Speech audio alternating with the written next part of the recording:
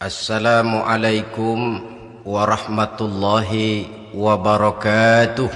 Waalaikumsalam warahmatullahi wabarakatuh. Alhamdulillahi rabbil alamin. Wassalatu wassalamu ala ashrafil anbiya'i wal mursalin Sayyidina wa maulana Muhammadin wa ala alihi wa ashabihil mujahidin at-tahirin, amma ba'd. Saudara hadirin kaum muslimin rahimakumullah. Dalam kehidupan sehari-hari kita selalu berhadapan dengan dua hal yang berlawanan, dengan dua hal yang kontroversial kata orang sekarang, yang kita diharuskan memilih satu di antara kedua hal itu. Sejak kita bangun tidur sampai kita tidur lagi, selalu kita hadapi dua persoalan itu, yang benar dan yang salah, yang hak dan yang batil, yang pantas dan yang tercela, yang ma'ruf dan yang munkar. Persis seperti sebaik lagu yang lagi ngepop dan banyak dinyanyikan anak sekarang, madu di tangan kananmu katanya, racun di tangan kirimu. Tapi saya fikir-fikir bagaimanapun, kalau cuma sekedar madu di tangan kanan, racun di tangan kiri, adresnya jelas. Yang repot kalau kita sudah tidak tahu lagi mana yang madu, mana yang racun. Lebih celaka lagi di zaman sekarang, banyak racun mereknya madu. Kita terpedaya, kita terpesona, kita terpukau oleh racun yang bermerek madu ini. Kita minum dia yang akibatnya rawan di dalam kehidupan kita. Sangat banyak racun-racun yang terpancang di sepanjang perjalanan hidup kita ini. Dan dua di antara racun kehidupan itu akan kita bicarakan pada pertemuan kali ini, yakni arak dan judi, minuman keras dan judi.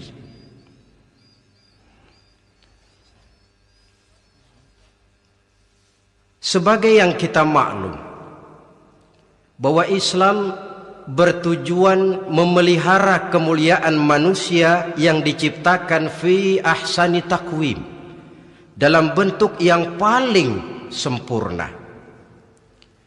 Arak atau minuman keras jelas merupakan hal yang merusak dari berbagai aspek kehidupan, entah kesehatan tubuh, entah pertumbuhan akal, ketentraman rumah tangga, ketentraman masyarakat, bangsa dan negara. Cobalah sejenak kita adakan penyelidikan. Kalau masuk kita ke dalam penjara, melihat sel-sel di sana, berapa banyak yang mendekam di sel karena urusan minuman keras. Masuk kita ke rumah sakit, berapa banyak yang dirawat akibat minuman keras, akibat stres yang dialaminya. Berapa banyak rumah tangga berantakan, berapa banyak pembunuhan terjadi, pemerkosaan terjadi akibat daripada minuman keras ini. Yang paling ironi kalau dia sudah menyerang anak-anak muda kita. Padahal kita tahu remaja pemuda adalah bentuk miniatur daripada kehidupan suatu bangsa. Akan bagaimana warna Indonesia 20, 30, 40 tahun yang akan datang, remaja dan pemuda kita jawabannya. Bahkan dari segi agama pun, akan bagaimana warna Islam di Indonesia 20, 30 tahun yang akan datang, remaja itu pula jawabannya. Karena itu tidak terlalu berlebihan kalau saya berkata bahwa untuk menghancurkan Islam di Indonesia ini tidak perlu menghancurkan pondok pesantren, tidak perlu menutup masjid, melarang pengajian, menyegel musola, tidak perlu. Untuk menghancurkan Islam di Indonesia cukup dengan meracuni remaja, pemuda, pemudi Islam di Indonesia. Kalau mereka sudah diracuni, dijauhkan dari agamanya, masalahnya tinggal menunggu pergantian generasi. Maka yang jadi pilot proyek jelas remaja, pemuda, termasuk dengan menanamkan pengaruh minuman keras. Ditanamkan ke tengah remaja kita ini untuk jauh dari tuntunan agama. Hei pemuda-pemuda Islam, kalau kau mau jadi pemuda modern, jangan dekat-dekat ke masjid. Masjid khusus 60 tahun ke atas. Sepertinya di depan masjid itu ada papan pengumuman masjid khusus 60 tahun ke atas. Baca Quran kolot. Seiring dengan itu lalu modernisasi diartikan dengan westernisasi. Kau tidak akan bisa jadi pemuda modern sebelum semua yang datang dari barat kau telan mentah-mentah. Kau harus bisa bergaul seperti orang barat, berumah tangga macam orang barat, makan minum seperti orang barat. Kalau nyanyi lagu barat yang orang lain gak ngerti, kamu juga gak tahu.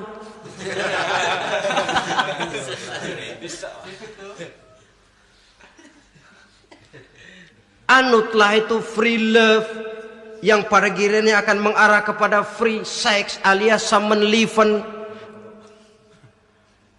Isaplah itu ganja, morfin, narkotik. Jikalau sudah terlena kita dengan itu, maka kehancuran suatu bangsa sesungguhnya sudah dimulai. Penyakit minuman keras ini bukan cuma penyakit zaman ini. Masyarakat yang dihadapi oleh Rasulullah Sallallahu Alaihi Wasallam 14 abad yang lalu juga masyarakat yang kemaruk dengan minuman keras. Arab jahiliyah kalau sudah minum arak mabuk, tidak cuma minum, dia mandi pakai arak. Sistem pendidikan yang disampaikan Islam bijaksana. Mula-mula diberikan gambaran bahwa arak itu walaupun ada manfaatnya tapi ada bahayanya, dan bahayanya jauh lebih besar daripada manfaatnya. Tahap kedua diberikan pesan jangan mendekati solat dalam keadaan mabuk. Padahal solat 1 hari 1 malam 5 kali artinya makin jauh saja dia dari arak itu.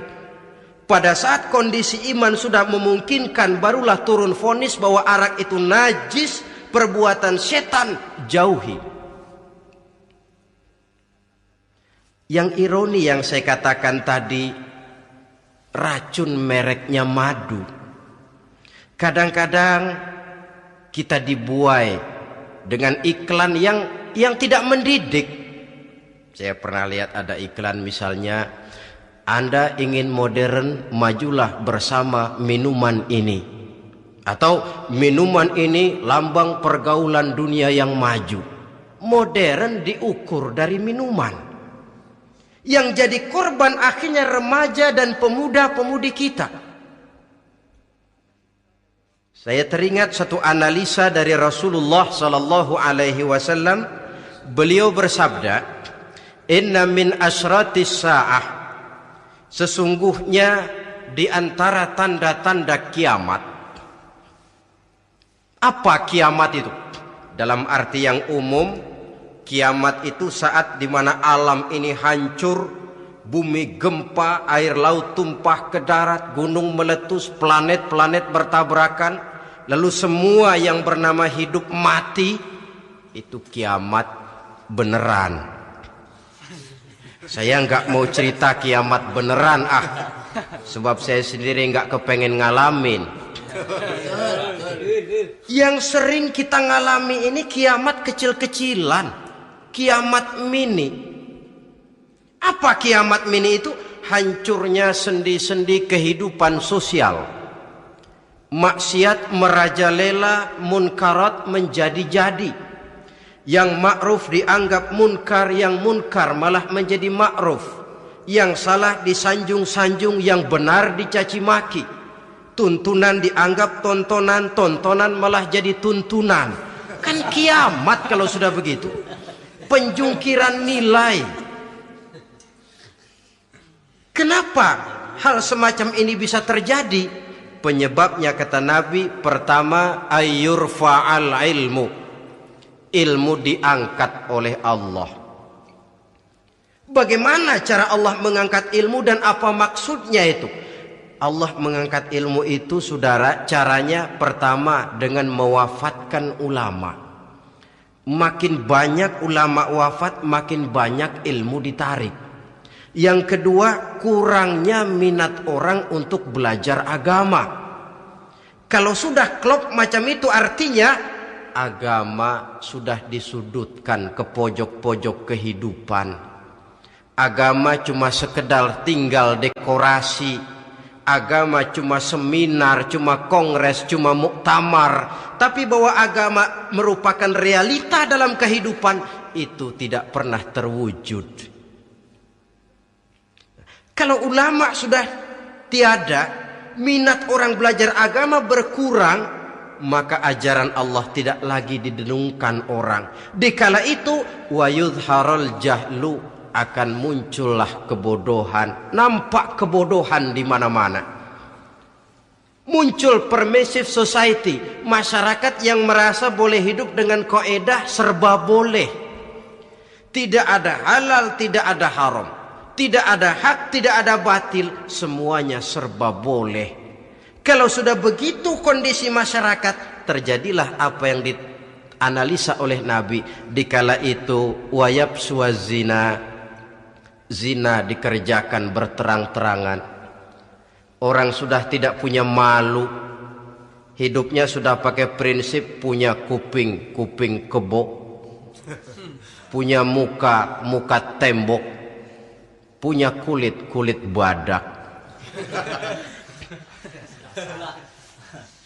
Kalau juga dikasih tahu, malu dong kau tinggal serumah belum nikah. Malu sama siapa? Masyarakat. Allah, masyarakat cuek aja.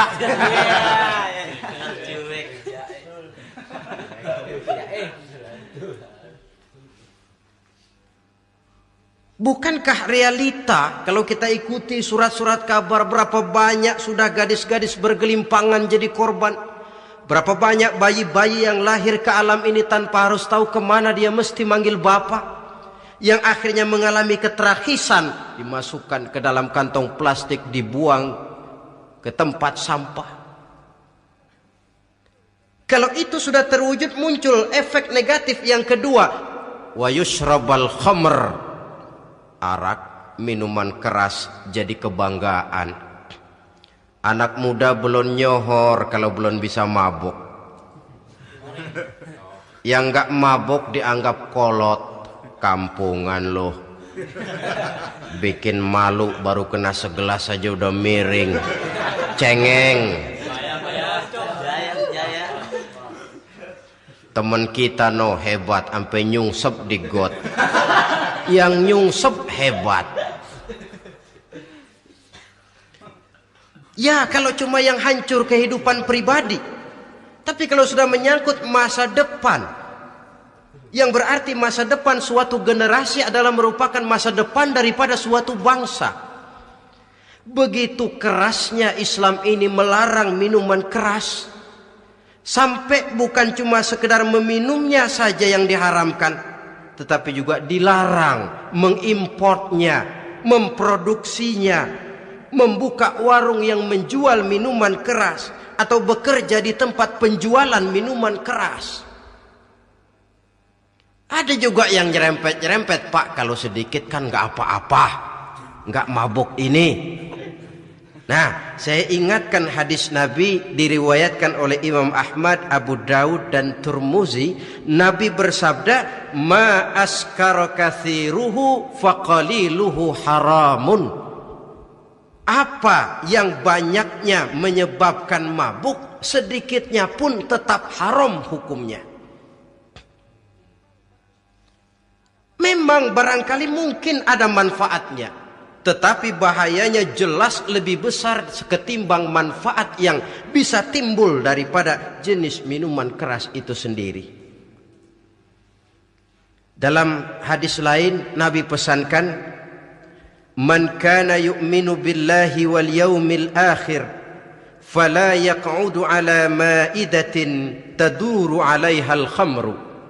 Siapa yang beriman kepada Allah dan beriman kepada hari akhirat, jangan dia duduk di dalam satu pertemuan yang di dalam pertemuan itu diedarkan minuman keras.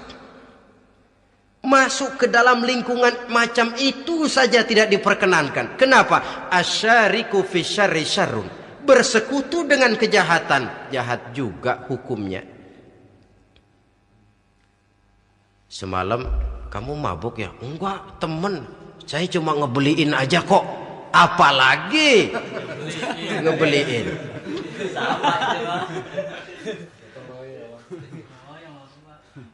Sebab apa?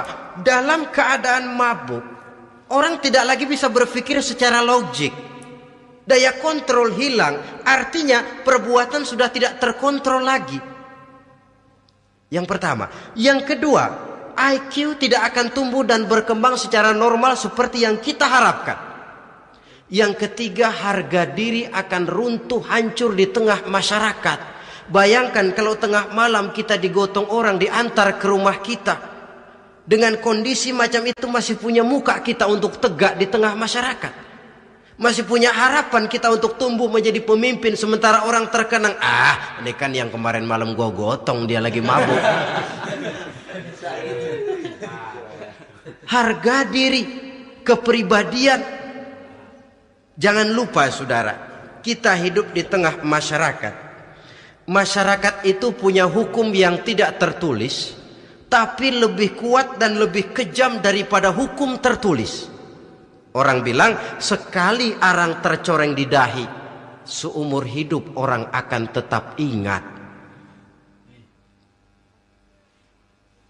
Makanya Rasulullah dalam hadis memberikan tamsil untuk adik-adik remaja muslim ini, masalul mu'min kamasalin nahli.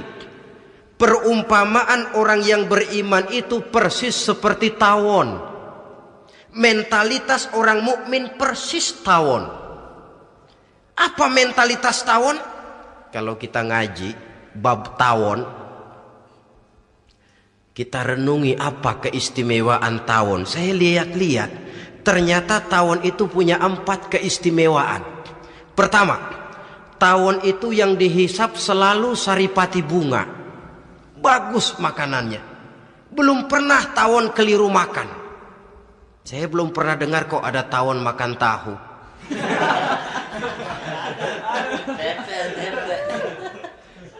Yang dimakan selalu saripati bunga. Artinya apa? Orang mukmin perutnya itu perut selektif.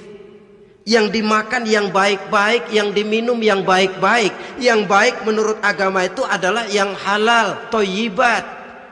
Perutnya selektif, bukan perut asbak. Kalau asbak puntung apa saja masuk ke dalamnya. Tapi mukmin perutnya ini selektif. Daging kambing masuk, tahu masuk, kangkung masuk, kodok minggir. Air kelapa minum, kopi minum. Tapi kalau sudah berbau minuman keras, minggir. Sebab apa? Makanan dan minuman yang kita masukkan ke dalam perut besar ini akan digiling dalam perut besar, akan melahirkan energi, menggerakkan sel-sel pembuluh saraf. Kalau makanan dan minuman itu terdiri dari yang haram, energi yang ditimbulkan olehnya energi yang haram, mempengaruhi sel-sel pembuluh saraf. Orang akan cenderung berpikir yang haram kalau terlalu sering memakan makanan haram. Kalau sudah berpikir kepada yang haram, perbuatan pun akan mengarah kepada yang haram juga. Contoh kecil aja dah, ada nggak maling mikirin majelis taklim?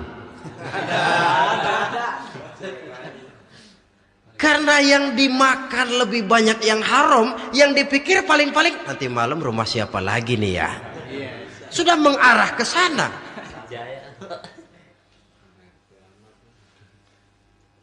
Saripati bunga yang dimakan tawon itu.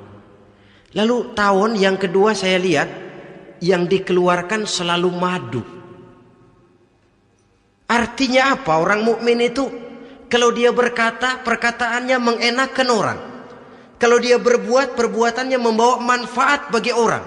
Kalau kakinya melangkah, tentu ke tempat yang ada gunanya, yang dikeluarkan madu, bukan racun. Indah tawon itu. Yang ketiga, tawon saya lihat kemanapun dia hinggap tidak ada dahan patah. Artinya apa? Orang mukmin dimanapun dia tinggal, kemanapun dia pergi, pantang jadi biang kerok buat lingkungannya, pantang menimbulkan kerusuhan dan keonaran. Tidak ada cabang patah dimanapun tawon hinggap. Tapi juga yang keempat, saya lihat-lihat tawon itu jangan coba-coba diusik. Satu kali dia diusik, kemana orang lari? Nyilem masih ditungguin. Tawon. Tapi kalau nggak diusik, nggak ada tawon usil ke pasar nyariin orang. Ketika dia diusik, inilah saatnya saya harus mempertahankan kehormatan diri saya. Dia pun bangkit. Artinya apa? Orang mukmin tidak boleh nyari-nyari musuh, tapi ketemu musuh tidak boleh lari. Musuh jangan dicari, bertemu pun jangan lari. Mentalitas orang mukmin seperti tawon, yang dimakan baik, yang dikeluarkan baik, kemana dia tinggal tidak menimbulkan keonaran buat masyarakat, tapi juga sanggup menjaga dan mempertahankan kehormatan dirinya. Kalau konteksnya dengan masalah yang sedang kita bicarakan, minuman keras, saya katakan tadi, kita kadang-kadang salah pilih, tertipu oleh racun yang bermerek madu. Ada minuman empuk, nyari yang keras, salah pilih.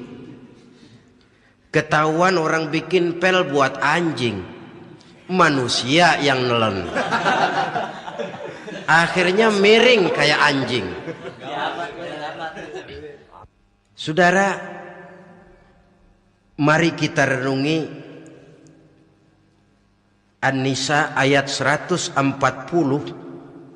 Allah Subhanahu wa taala mengingatkan, "Qad nazzala 'alaikum fil kitabi an idza sami'tum ayati Allahi yukfaru biha wa yustahza'u biha fala taq'udu ma'ahum hatta yakhudu fi haditsin ghairi innakum idzam misluhum." Sungguh, kata Allah, telah diturunkan kitab Al-Quran ini kepada kamu, yang apabila kamu dengar ayat-ayat Allah itu diingkari orang, diejek-ejek orang, fala taq'udu ma'ahum, jangan kamu duduk bersama orang-orang semacam itu. Bagaimana mengejek ayat-ayat Allah? Misalnya, tahu kalau minuman keras itu diharamkan, tapi masih minum juga, itu kan mengejek ayat namanya. Duduk di majelis semacam itu dilarang oleh Quran. Kenapa? Innakum izam misluhum. Kalau kamu juga duduk di majelis semacam itu, kau dan mereka sama saja, kata Quran. Sama saja. Tahu kalau minuman yang memabukkan itu diharamkan agama, tapi diminumnya juga mengejek ayat Allah. Duduk di tengah kelompok mereka berarti ikut mengejek ayat Allah. Dekat saja pun jangan, entahlah lagi sampai meminumnya. Maaf, bukankah Allah menurunkan Al-Quran kepada manusia, kata Imam Al-Ghazali, persis, maaflah, seperti gubernur berkirim surat kepada Pak Lurah. Dalam suratnya Pak Gubernur bilang, Pak Lurah, tolong carikan tanah di daerah Kebayoran untuk sekolah 6.000 meter. Pak Lurah dapat surat dari Pak Gubernur, bangga bukan main. Itu surat sore, pagi, siang, malam dibaca. Ditaruh di tempat yang tinggi. Diberikan minyak wangi, mau diambil dicium dulu. dibawa dengan penuh hormat dan hati-hati, tapi tanah yang dipesan Pak Gubernur tidak dicari-cariin. Penghargaan macam apa ini? Nanti gubernur cek, Pak Lurah, siap Pak? Sudah terima surat saya? Sudah Pak, sudah. Bagus. Lalu bagaimana? Aduh Pak, surat Bapak sore pagi siang malam saya baca. Bagus. Apalagi Lurah? Surat Bapak saya taruh di tempat yang tinggi Pak. Saya pakaiin minyak wangi. Mau saya ambil, saya cium dulu. Saya bawa dengan penuh hormat dan hati-hati. Bagus Lurah, kau memang hormat sama atasan. Cuman Lurah, tanahnya udah dicariin belum? Nah yang itu belum tuh Pak. Belum. Kata gubernur, bagus Lurah, besok berhenti lo ya.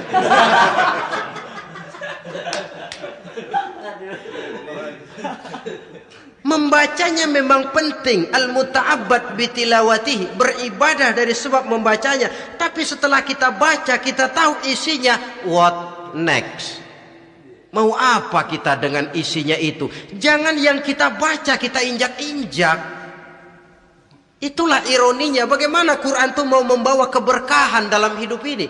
Kalau yang kita baca sering kita injak-injak. Dalam kehidupan kita baca ayat, wa ahallallahul bai'a wa harramar riba. Allah halalkan jual beli, Allah haramkan riba, tapi renten ditelan terus.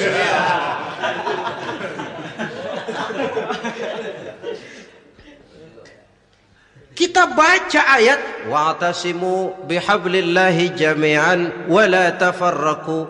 Berpegang teguhlah kamu kepada tali Allah, jangan bercerai-berai. Tapi sesama muslim pelotot-pelototan jalan terus. Janganlah yang sesama muslim kadang-kadang yang mengklaim dirinya sebagai pemimpin Islam kelihatannya juga sikut-sikutan jalan terus.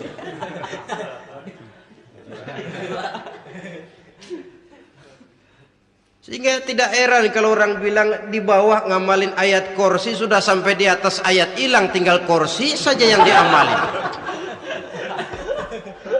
Ironi dan menyedihkan. Perjalanan panjang memang saatnya kita menunggal dengan Al-Quran ini. Tetapi prosesnya memang harus kita mulai dari sekarang. Perkara kapan proses ini selesai itu bukan masalah kita. Tapi bahwa kita sudah memulai suatu proses, itulah yang diharapkan. Hadirin yang saya hormati, oleh karena kerasnya peringatan Islam terhadap minuman keras, pernah satu hari seorang lapor kepada Khalifah Umar bin Abdul Aziz bahwa ada sekelompok orang berkumpul meminum minuman keras. Kata Khalifah Umar bin Abdul Aziz, dera mereka, hukum, cepat. Ya Khalifah, kenapa? Di tengah mereka ada juga orang yang Ramadan biasa puasa. Begitu, iya, yang biasa puasa duluan hukum. Kenapa? Mengerti memang lebih besar resikonya daripada tidak mengerti. Kalau yang tidak mengerti dilatar belakangi oleh kebodohan, barangkali masih bisa ditolerir, masih bisa dimaklumi. Ini toh sudah tahu mau puasa, kenapa berkumpul di majelis yang ada minuman keras? Tapi memang kelompok ini kan memang selalu ada. Kita lihat dalam masyarakat itu kan ada 4 kelas itu. Pertama, ada orang yang tahu perintah dan tahu larangan. Ini the first class, kelompok terbaik. Perintah tahu dia kerjakan, larangan tahu dia jauhi. Ini orang terbaik. Yang kedua, ada orang tahu perintah tapi tidak tahu larangan. Perintah tahu, larangan tidak tahu. Sholat mau, puasa mau, zakat fitrah bayar, nyolong mau, mabuk ayo. Perintah tahu tapi larangan tidak tahu, akhirnya semua dikerjain. Barangkali yang rada bingung malaikat bagaimana nyatatnya ini, kotor absen. Gelas yang ada di hadapan saya ini, kalau semua diisi air putih macam ini, kan jelas bisa diminum orang. Kalau semua diisi bensin, jelas bisa diminum motor. Tapi Tapi kalau separuh diisi air putih, separuh diisi bensin, kacau. Kalau gelas yang ada di hadapan saya ini sepenuhnya diisi air putih, jelas bisa diminum orang. Kalau sepenuhnya diisi bensin, juga jelas bisa diminum motor. Yang repot kalau separuh diisi air putih, separuh diisi bensin, kacau statusnya. Orang minum mabuk, motor minum pun mogok. Dijual juga tidak laku barang campuran. Inilah makna pernyataan Allah, wala talbisul haqqa bil batil. Jangan kamu campur adukan antara yang hak dan yang batil. Perintah dikerjakan, larangan pun dikerjakan juga. Kelompok ketiga, ada pula manusia yang tahu larangan tapi tidak tahu perintah. Larangan tahu tapi perintah tidak tahu. Jahat sama tetangga tidak. Mencuri tidak, mabuk tidak, zina tidak, sholat tidak, puasa tidak, polos, semua serba tidak. Dan yang terakhir, kelompok keempat, perintah tidak tahu, larangan pun tidak tahu. Ini masuk kelompok makhluk gratis. Misalnya kambing, ayam, kerbau, itu kan makhluk-makhluk yang memang perintah tidak tahu pun larangan juga tidak tahu. Nah, dalam hubungannya dengan ini saya mengajak, marilah kita berusaha sekuat mungkin menjauhkan diri dari minuman keras yang jelas bahayanya dengan hidup tidak jauh dari bimbingan agama. Hadirin kaum muslimin rahimakumullah. Kawan seiring dan sejalan dari minuman keras, judi namanya. Saudara kembar barangkali. Yang satu sering menimbulkan yang lain, tetapi bukan tak jarang keduanya berjalan berdampingan. Posisi judi dan arak ini dalam Quran sama bahayanya. Apa sebab? Mentalitas judi adalah mentalitas sirkeless, lingkaran setan. Artinya yang menang biasanya ketagihan, yang kalah biasanya penasaran. Ini yang menyebabkan orang tidak mau berhenti. Kalau dia menang, dia ingin mencoba untuk menang dalam jumlah yang jauh lebih besar lagi. Kalau dia kalah, dia penasaran, kenapa hari ini kalah? Barangkali sial, besok malam saya tebus. Mental semacam ini memang sulit untuk berhenti. Kenapa judi diharamkan dalam Islam? Pertama, seorang muslim di dalam berusaha mencari harta, dia harus mengikuti sunnatullah. Kata kita orang muslim, hukum alam kata orang sekarang, natural of law bahasa kerennya. Berusaha menurut hukum kausal, memasuki rumah dari pintunya, menunggu suatu akibat dari sebab yang kita lakukan. Bahwa kalau begini mesti begitu. Karena kita memang terikat oleh permainan yang disebut hukum alam ini. Hidup bukan undian, jangan mengharap untung besar tanpa mau peras keringat.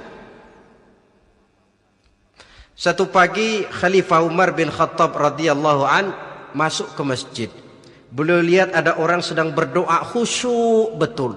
Ditunggunya 2 menit, 3 menit, sampai 10 menit lebih belum juga selesai. Agak lama orang itu berdoa. Selesai berdoa, dihampiri orang itu oleh Sayyidina Umar. Beliau tanya, saudara, lagi apa tadi itu? Berdoa ya Khalifah. Minta kepada Allah? Tentu minta kepada Allah. Minta apa kamu? Minta rezeki. Sudah lama? Dari tadi habis sembahyang subuh. Dapat? Belum.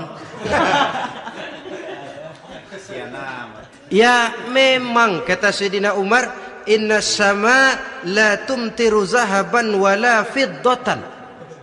Langit itu tidak mungkin akan menghujankan emas, tidak mungkin pula menghujankan perak. Jadi orang dilarang duduk bermalas-malas menunggu keajaiban yang datang dari langit. Karena memang hidup ini bukan undian, jadi jangan mengharap untung besar tanpa mau peras keringat. Di dalam berusaha kita terikat oleh sunnatullah. Kalau begini sebab penyebabnya, akan begini akibat yang ditimbulkannya. Yang kedua, Islam menjadikan harta manusia itu sebagai benda berharga yang dilindungi. Mengambilnya dengan judi termasuk memakan harta orang lain dengan cara yang batil. Yang ketiga, judi itu sendiri dapat menimbulkan permusuhan dan pertentangan antara para pemain itu sendiri. Meskipun kelihatannya kompak duduk dalam satu meja yang saling berhadap-hadapan, yang kalah kelihatannya pasrah, tetapi kan itu cuma kulit permukaan. Batinnya bagaimanapun juga yang kalah itu tetap mendendam. Sedangkan yang kalah di samping mendendam juga mengomel, mencaci mungkin ya lawan bermainnya, ya mungkin juga dirinya sendiri. Dan yang keempat, judi itu merusak aktivitas hidup, membuat orang membuang waktu dengan tidak terasa, dan yang pada gilirannya melupakan orang kepada tanggung jawab. Wah, kalau sudah memegang kartu, konon kabarnya, saya sendiri alhamdulillah belum pernah, lupalah orang anak, lupalah orang kepada istri, lupalah orang kepada tanggung jawab. Waktu pun berlalu tanpa terasa. Apalagi kalau sudah diiming-iming oleh gambaran akan memperoleh keuntungan yang besar. Termasuk di dalam judi itu undian, apapun namanya. Yang usaha ke arah ini seharusnya tidak dipermudah, walaupun dengan embel-embel dana kemanusiaan, sumbangan sosial. Saya tidak begitu yakin, saudara, bahwa bangsa Indonesia ini sudah begitu menipis rasa kemanusiaannya, sehingga untuk berlaku sosial mesti diimbangi dengan hadiah sekian juta rupiah. Saya tidak percaya bahwa umat Islam di Indonesia sudah begitu tipis rasa kasih sayangnya kepada sesama, sehingga sulit mengeluarkan bantuan kalau tidak diimbangi dengan hadiah yang sekian puluh juta rupiah. Yang saya khawatir apa? Pada gilirannya di negeri ini akan makin banyak penghayal-penghayal kelas berat, tukang-tukang lamun kelas tinggi, yang hidup cuma ngumpulin jikalau. Andai kata umpama misalnya orang sudah kemana-mana, kita masih menghitung jikalau.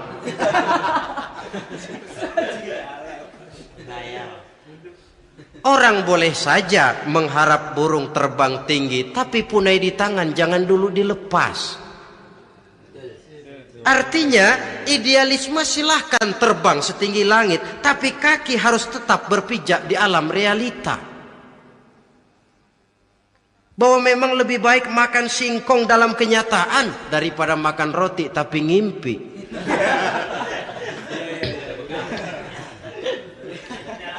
Kadang anaknya menangis, Pak minta jajan, ada uang 200 rupiah. Sudahlah sabar, kau jangan jajan, nanti bapak beliin kalau tembus 100 juta nih.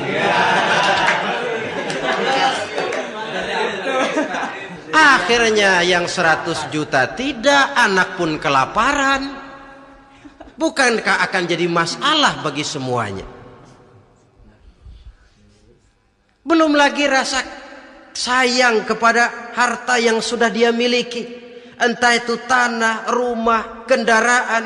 Kalau sudah kadangkala di meja judi, hilang rasa sayang kepada benda itu. Ada rumah-rumahnya dilelang, ada kendaraan-kendaraan jadi taruhan, ada jam tangan pun copot tanpa terasa. Maka berapa banyak rumah tangga berantakan, istri minta cerai, orang jadi nekat merampok, orang jadi nekat mencuri, korupsi kalau dia pejabat. Akibat apa ini? Pengaruh yang namanya judi. Saudara kaum muslimin, ma'asyiral muslimin rahimakumullah. Itu sebabnya di dalam surah Al-Maidah ayat 90 Allah menekankan, innamal khamru wal maisir wal ansab wal azlam rijsun min amali syaitan fajtanibuhu la'allakum tuflihun. Sesungguhnya arak, judi, berhala, mengundi nasib itu rijsun. Ya Allah, jarang benar Quran menggunakan kalimat rijsun.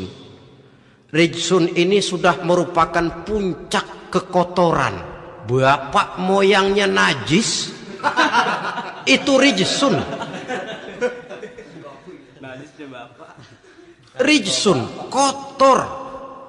Sudah kotor ditambah pula min amali syaitan, pekerjaan setan. Fajtanibuhu, jauhi. Jangan sampai main, dekat saja tidak boleh, jauhi. La'allakum tuflihun, jikalau kamu mau menjadi orang-orang yang beruntung. Sejarah tidak pernah mencatat ada orang jadi miliuner karena judi. Sejak David Rockefeller sampai Aristotle Onassis, orang-orang kaya top di dunia, mereka kaya bukan karena judi, tapi karena kemauan peras keringat banting tulang, mau memulai sesuatu dari kenyataan yang real di depan mata. Sebab apa? Hidup ini memang perjuangan. Janganlah kita ingin hidup dengan satu prestasi, ingin tetap hidup seperti apa adanya sekarang ini saja, toh kita harus berjuang. Apalagi ingin hidup lebih baik, lebih terhormat, lebih mudah. Hidup perjuangan. Perjuangan berarti pengorbanan. Berani hidup artinya berani berjuang. Berani berjuang maksudnya rela berkorban. Takut berkorban, jangan berjuang. Tidak mau berjuang, berhenti hidup. Itu logika. Dan bagaimanapun saya yakin lebih baik berkorban daripada menjadi korban. Kalau sekarang kita berkorban, peras keringat, banting tulang, berusaha secara sunnatullah untuk menghidupi anak, istri, keluarga, pada satu saat kita tidak akan menjadi korban kebrutalan anak-anak kita sendiri kalau mereka dibesarkan dan tumbuh berkembang oleh hasil yang diperoleh dari meja judi. Ayat 91 Al-Maidah ini lebih memperkuat lagi. Kalau itu arak, judi, berhala, mengundi nasib adalah perbuatan setan, sebenarnya setan mau apa sih? Ayat 91 menegaskan, innama yuridu syaitanu ayyuqi'a bainakumul adawata wal baghdha'a fil khamri wal maisir. Yang dimaui setan itu tidak lain supaya dengan arak dan dengan judi timbul rasa permusuhan, sikap memusuhi, saling marah di antara kamu. Coba, biasanya dalam meja judi sudah loyo, waktu juga sudah berlarut-larut. Yang menang mau berhenti, apa yang kata yang kalah? Berhenti dah, gue wacok loh. Enak bener, gue lagi kalah, lo berhenti. Coba kira-kira kapan akan selesai permainan? Akan timbul permusuhan, akan timbul rasa dendam kesumat yang ditanamkan oleh setan. Karena memang baik arak, baik judi, baik berhala, baik mengundi nasib, itu semua permainan-permainan setan yang diberikan kepada kita untuk kita ikut andil bermain di dalamnya. Tatkala kita ikut terkena jerat setan, tertawalah mereka. Kenapa? Oh, makin banyak teman saya di neraka. Maaf, setan itu kan sudah tahu vonisnya.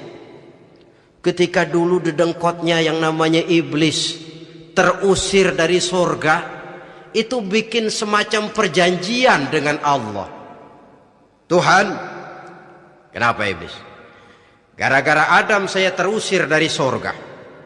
Maka sejak saat ini Adam dan seluruh keturunannya adalah musuh bebuyutan saya. Saya akan gelincirkan mereka dari jalan. Silahkan iblis, goda mereka, tapi kau tidak akan mungkin bisa menggoda mereka kalau hamba-hambaku itu menjadi hamba yang ikhlas. Hanya hambaku yang ikhlas yang tidak mungkin kamu goda, yang lain barangkali bisa. Sejak saat itulah iblis memproklamirkan permusuhan, dan dia sudah tahu betul vonisnya neraka. Tugas dia sekarang bagaimana mengumpulkan teman sebanyak-banyaknya ke dalam neraka. Hamba Allah saja yang tidak tergelincir kepada minuman keras dan judi. Hamba Allah yang ikhlas itu bagaimana? Yang ikhlas menjadi hamba Allah dalam arti kata dan perbuatannya memang mencerminkan bahwa dia hamba Allah. Maaf, di zaman sekarang ini kan banyak orang cuma berkata saya hamba Allah mulutnya, tapi perbuatannya membuktikan dia hamba setan, hamba dunia, hamba harta, budak jabatan, budak nafsu. Tidak sesuai antara ucapan dan perbuatan. Sebab itu kata-kata hamba Allah kalau keluar dari mulut manusia itu murah. Soalnya ngaku siapapun bisa. Tapi diakui atau tidak, ini yang kita belum tahu. Ada juga orang berdalih, saya akan masang kalau dapat nanti mau nyumbang masjid. Barangkali aja kalau nyumbang masjid disoriin dikit sama Tuhan.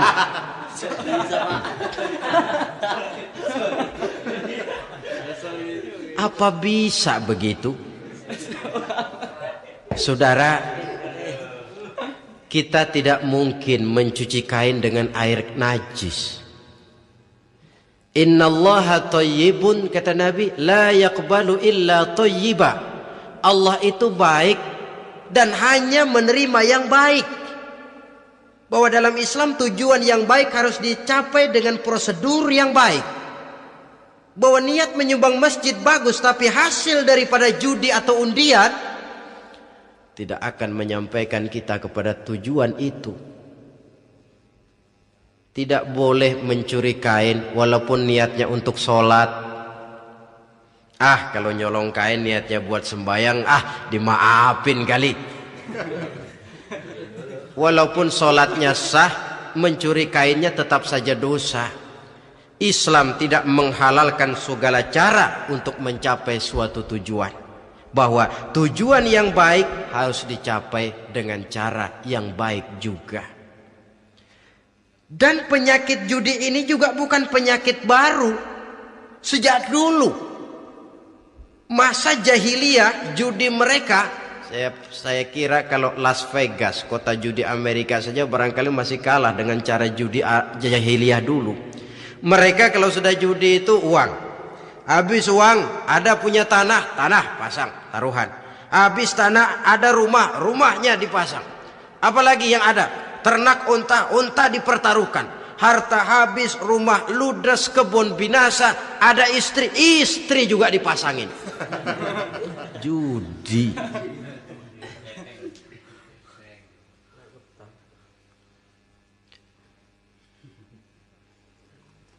Kita sebagai muslim oleh Al-Quran dijelaskan orang yang mempunyai dua tujuan hidup. Pertama tujuan jangka pendek, yang kedua tujuan jangka panjang. Tujuan jangka pendek dunia dan seluruh isinya. Tujuan jangka panjang adalah akhirat dan ridho Allah.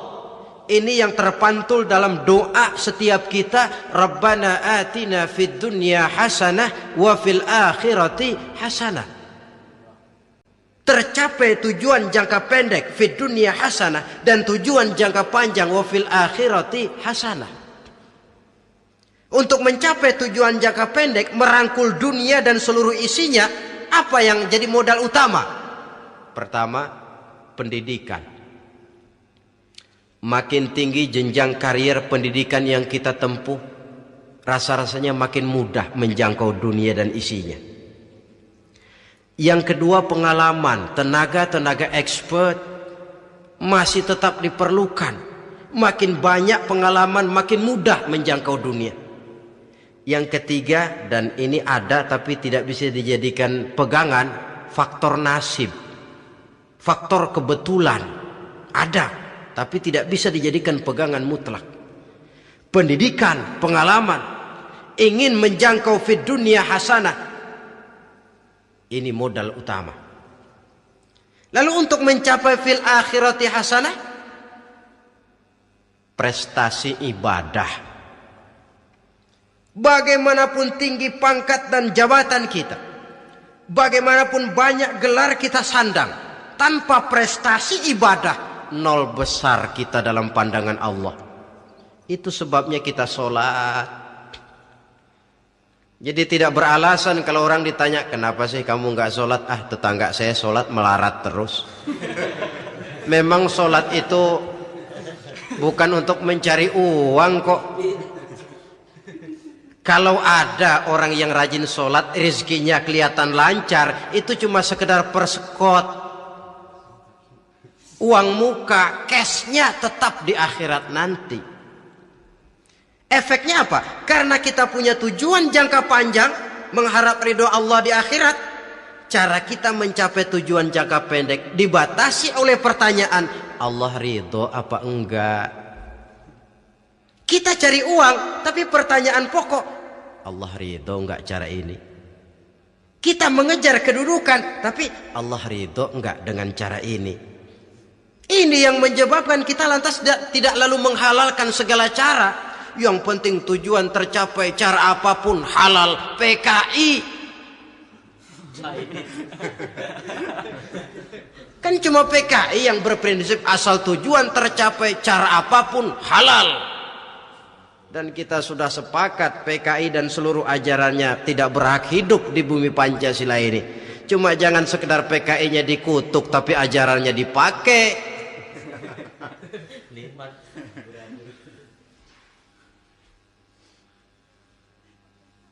Nah, untuk mencapai dua tujuan ini, Islam mengajarkan sistem keseimbangan. Sehingga Nabi sabdakan, "I'mal lidunyaka ka'annaka ta'ishu abada, wa'mal li akhiratika ka'annaka tamutu ghada." Bekerjalah buat duniamu seolah-olah kau akan hidup untuk selamanya, tetapi bekerjalah untuk akhiratmu seolah-olah kau akan mati besok.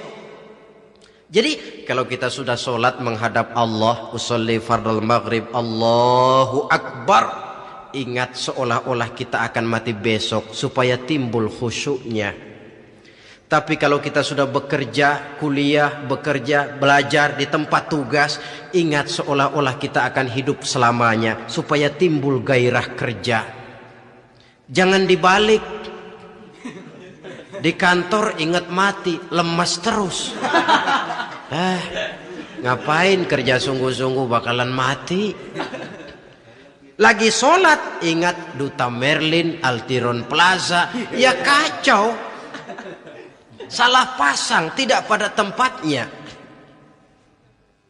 Untuk mencapai fid dunya hasanah ini, Islam mengajarkan tempuh jalur yang mengikuti sunnatullah. Itu yang dihargai oleh agama. Terikat oleh hukum kausal bahwa kalau ini yang saya usahakan hasilnya akan begini. Perkara nanti hasil tidak seperti yang kita harapkan, baik sangkalah kita kepada Allah. Sebab kita tidak tahu rahasia apa di belakang itu. Kadang orang mengeluh, habis saya rajin sholat tapi rezeki seret, berhenti aja dah. Kita tidak tahu rahasia di belakang itu. Pernah hadirin, satu hari seorang petani, dia selesai bekerja di ladang, istirahat. Dia tidur di bawah sebuah pohon beringin. Di sebelah pohon beringin itu ada pohon labu. Dia berpikir, kalau saya lihat-lihat Tuhan nggak adil katanya. Masa pohon beringin pohonnya besar, buahnya kecil. Pohon labu pohonnya kecil, buahnya gede. Tuhan bukan arsitek ulung ini.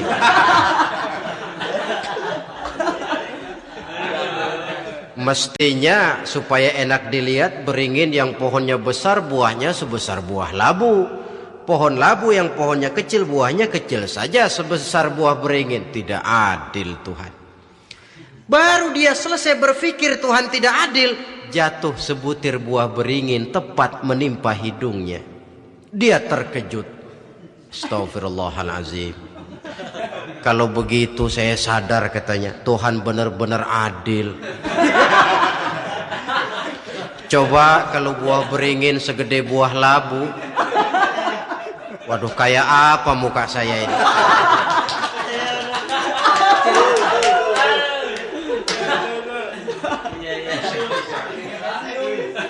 Baru terbuka pandangan matanya setelah berhadapan dengan kenyataan. Baru keluar respek. Allah benar-benar adil. Padahal semenit yang lalu dia masih berkata, Tuhan bukan arsitek ulung. Tapi semenit kemudian setelah berhadapan dengan kenyataan yang real dia hadapi, wah, Allah benar-benar adil.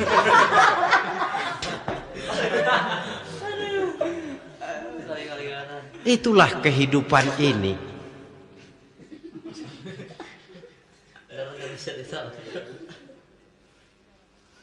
Saudara hadirin yang saya hormati, karena itu baik arak, baik judi, dua-duanya merupakan bahaya laten yang tidak hanya mengancam kehidupan agama, tetapi juga masyarakat, bangsa dan negara, apalagi kalau sudah jatuh kepada generasi penerus.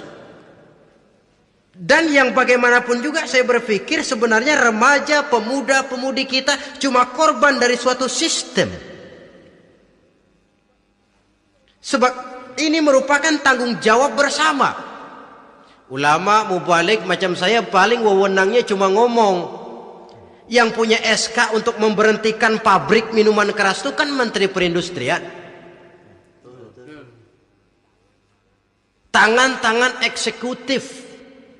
Sehingga kalau Nabi katakan, man ra'a minkum munkaran falyughayyir biyadihi wa illam yastati' fa bilisanihi wa illam yastati' fa biqalbihi. Apabila salah seorang kamu melihat suatu kemunkaran, termasuk minuman keras dan judi di dalamnya, rubah itu. Dengan cara apa? Kalau kau mampu dengan tangan, artinya power, kekuatan. Kalau dengan tangan tidak mampu, ini orang kalau gue pukul gue yang melintir nih. Umpamanya, fabilisani, dengan lidah ngomong.